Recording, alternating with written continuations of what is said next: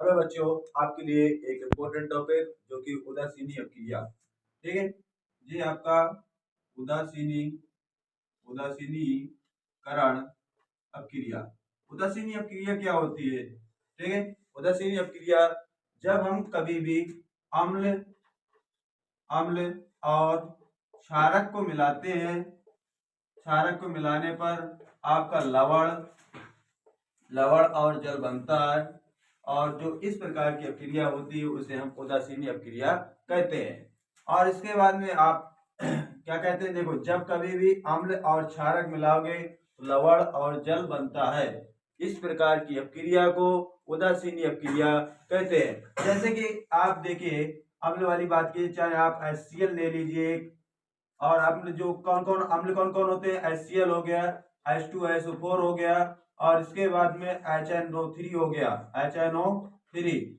मतलब कि ये आपका हाइड्रोक्लोरिक अम्ल और ये आपका शांत सल्फ्यूरिक अम्ल और ये नाइट्रिक अम्ल, ये होते हैं अम्ल।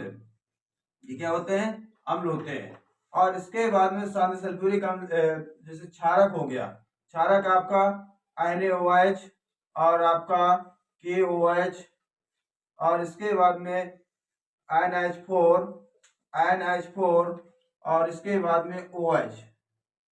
ठीक, OH, ये होते हैं क्षारक। ये क्या होते हैं? क्षारक। अगर हम इसमें से कोई भी अम्ल ले लें, जैसे मान लो एक अम्ल ले लिया, HCl ले लिया, और इसके बाद में एक क्षारक ले लिया, NaOH लिया, और इसके बाद में जब इन दोनों की क्रिया होगी तो ये आपका धनायन होता है, ये आपका ऋणायन होता है, ये आपका धनायन होता है, ये आपका ऋणायन होता है। ये आपका धनायन ऋणायन के साथ में जाएगा तो ये आपका NaCl बनेगा, और इसके बाद में OH और H, ये आपका H2O बनेगा। अब देखिए, दोबारा फिर पुनः रिपीट कर देते हैं। जो उदासीनी अपक्रिया क्या होती है, जब अम्ल और क्षारक की अपक्रिया कराते हैं तो लवण और जल बनता है। इस प्रकार की जो क्रिया होती है उसे हम उदासीनी क्रिया कहते हैं। जैसे कि हमने HCl और प्लस NaOH में देखा कि NaCl और H2 बना, ये आपका क्या है? ये आपका लवण बना, और ये आपका जल बना, और ये आपका अम्ल, और ये आपका क्षारक।